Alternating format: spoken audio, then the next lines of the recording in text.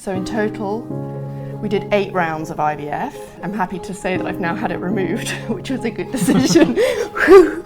But we did 7 rounds of surrogacy.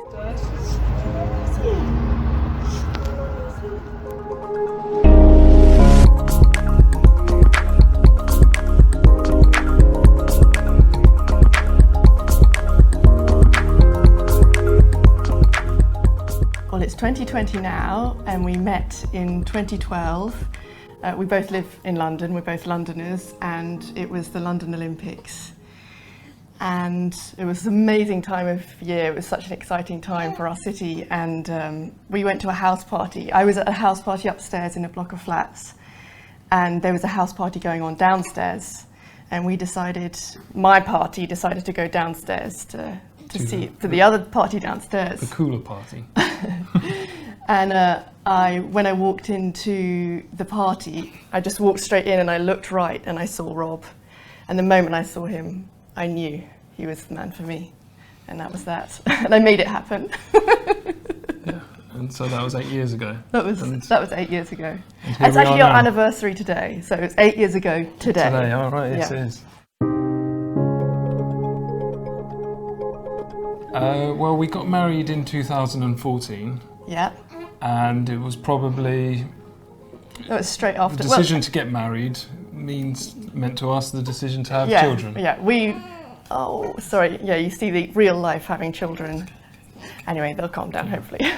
But yeah, I think once our relationship became more of a serious relationship, we started talking about children then, but we knew we wanted to get married first and then have children. So yeah, it was something we wanted. And when we got married, we started trying straight away. So that was 6 years ago. Yes.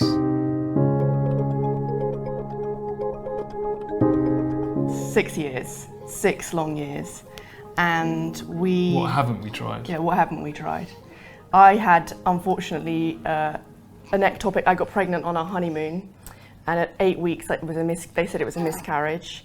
But then at 9 weeks, I was rushed to hospital and I nearly died because I had an ectopic pregnancy. So I had to have that removed at 9 weeks, which was traumatic.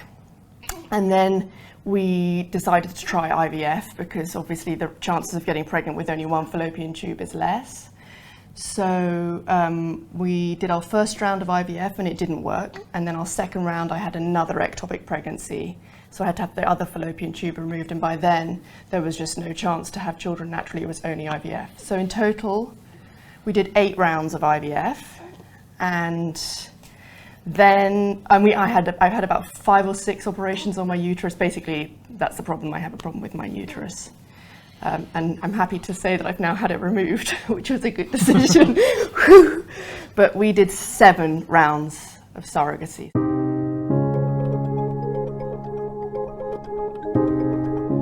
Everything was tough. Everything was difficult. It was a very sad time. Celia had to have lots of hormones and injections. The hormones, as anyone who's watching this who's done IVF know, make you crazy and exhausted, and you've got to get time off work. And that's frustrating. You've got to travel places. Yeah.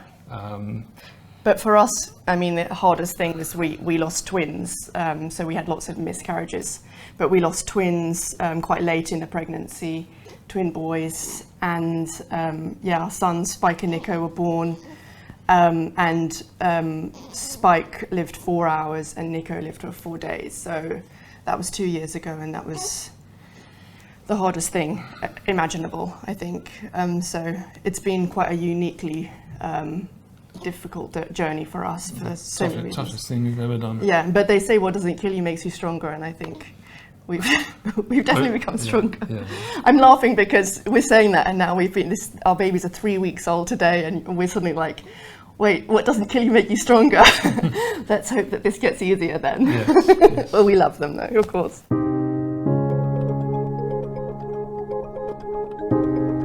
Well, did we find out before Christmas? Before Christmas 2019. Oh, I thought it was, yes, I think so. Yes, so obviously we've had 8 rounds of IVF, 7 rounds of surrogacy. You become very jaded, And it's difficult to think, oh, well, this will work out. There are people who get pregnant and they do their pregnancy tests and they say, we're going to have a baby.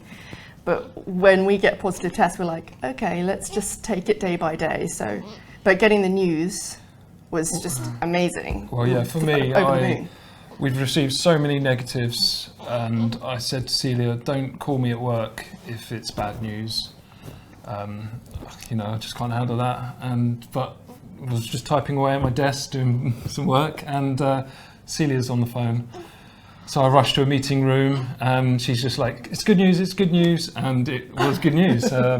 The HCG levels quite high. The hormone levels of the surrogate were really high, which was a very positive sign. And I thought, God, could it be triplets? We're screwed.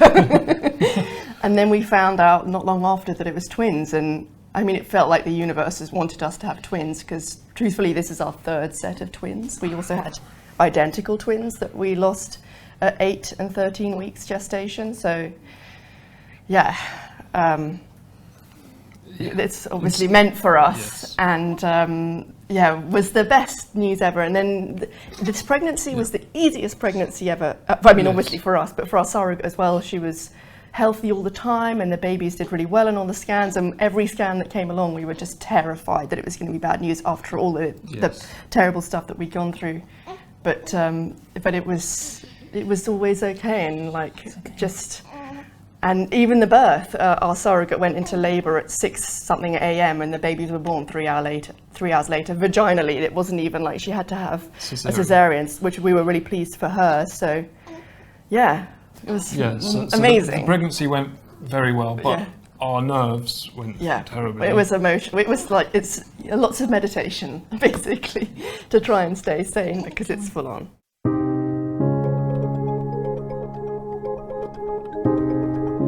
Amazing. We emailed the clinic, I think at about 18, or was it about 20 weeks? No, it wasn't. It was at 24 weeks, because that's the stage in our pregnancy that our twin sons were born. And we just wouldn't allow ourselves to believe it was going to happen until that point. So at 24 weeks, when everything was good, in that scan, we emailed the clinic and with a message for our surrogate. And then the surrogate and us started messaging one another on Viber. And it was quite funny that she would translate into English for us, and we'd go on to Google Translate and Ukrainian for her. Translate into Ukrainian and for some her. Things are lost in translation, but it worked, and it was nice. And the surrogate was, what she was saying, it was amazing. So reassuring, and she was so calm. It was her second time doing the programme. She talked of all the good food she's eating. She really took care of herself. She was just, I mean, we couldn't have been luckier. She was an amazing surrogate, and now we consider her a friend, really. And we're, happy for our kids to have her in their lives forever, and for us to have her in our lives. And we said when the children are 16 or 18, we'll come back to the Ukraine so we can spend time with her, and the kids can get to know her, and that's an important part of their journey. So it was. The communication was, we didn't allow ourselves to communicate up until, as I said, that point, but then when we did, it was just wonderful, and she was just so reassuring all the time, and we just love her to pieces. Yeah, and we've since met her afterwards. Yeah. And that was lovely. Oh, it's really emotional. I just cried the whole time.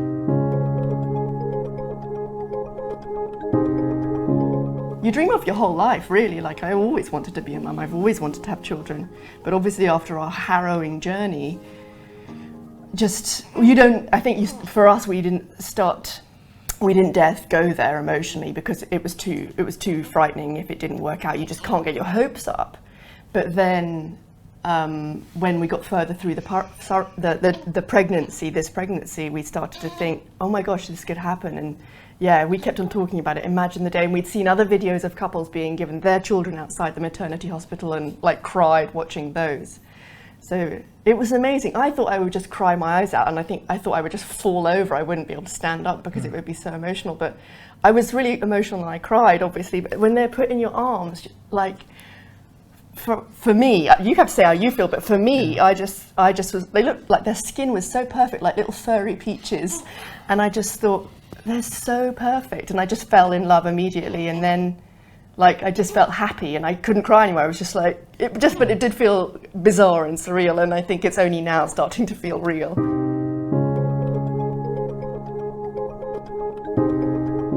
we had a lot of support. A lot of people don't share their journey with their family and friends, and that's a personal choice, that's fine, but we were very open about everything that we've been through, and we, you know, as we got further through this pregnancy and told more people, because we didn't share it initially because we'd had so many setbacks and it was too painful to kind of go through that with other people, then yeah, it felt like we had this army of cheerleaders towards the end who were like, come on, and so on the day that we found out our babies were born, you know, it's like London had a party. Everyone we knew just like was so happy, and they're so excited for us to come home so that they can meet the babies. Yeah, you know? you totally felt that everyone was rooting for us. Oh, completely. So I felt relieved for them. Yeah, and these are my parents, their only grandchildren.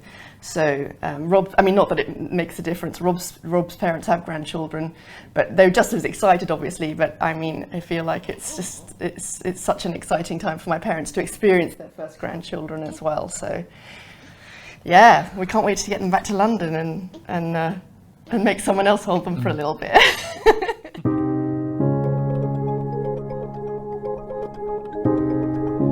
I mean, we just feel there were times during this journey, obviously 7 attempts, and I remember we had conversations where we said they're gonna call us and they're gonna say, hey, you know, it's not gonna work for you, forget it, it's not gonna happen.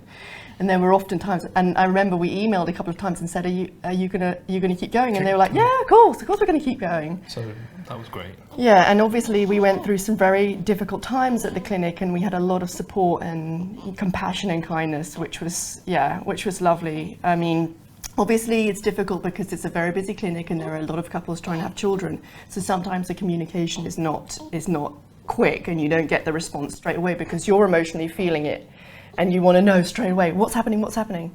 But I think towards the end of the pregnancy, we were getting like responses the next minute, and you know, now that the babies are born, we get such a lot of support from the clinic, and they've been fantastic. And as well with the paperwork, I was extremely anxious that we were going to spend ages waiting to get the paperwork, but they've been so efficient. And actually, the UK Passport Office knows that their Biotexcom is really renowned in the UK in the Passport Office for really efficiency with the paperwork. So. Yes.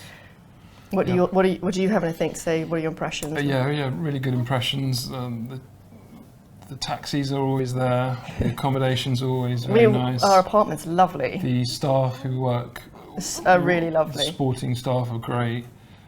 Everything is catered for, really, isn't it? Yeah, it really is. Food, you know, things you expect to get yourself, but I mean, now that the twins are born, we can take them every day if we want to the doctor who's just the next block along, and our doctor, she checks their weight and checks their health, and that's been a huge peace of mind. And I don't think that's something that's not what we would get in the UK at all. No.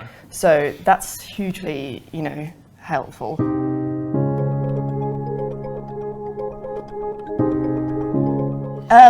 What's difficult is the language barrier. Yes, that's tough. It's totally different English. With the alphabet not even being in...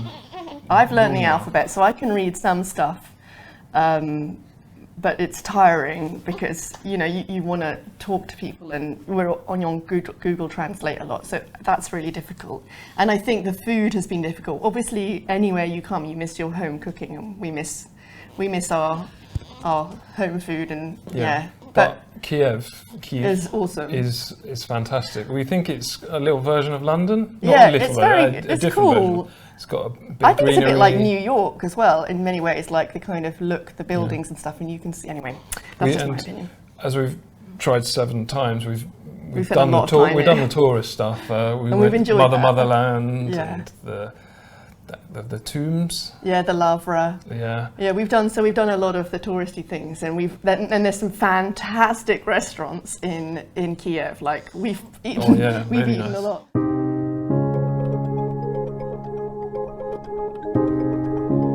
Just a final thank you, Biotexcom. Yeah, thank you. I mean, words can't really express how grateful we are, and to our surrogate. You know, she's amazing. Like no cards, no gifts, nothing will really be able to express.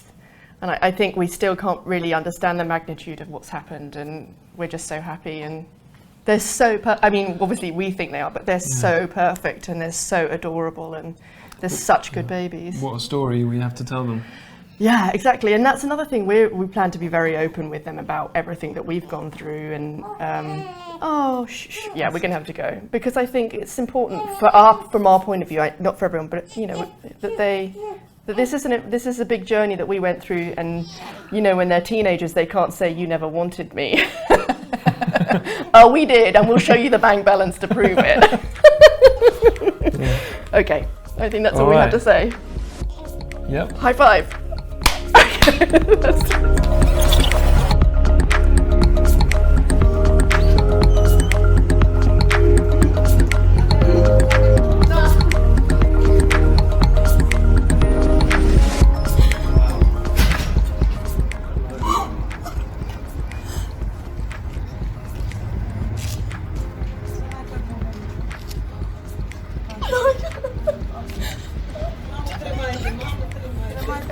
Help her. Oh, look at them.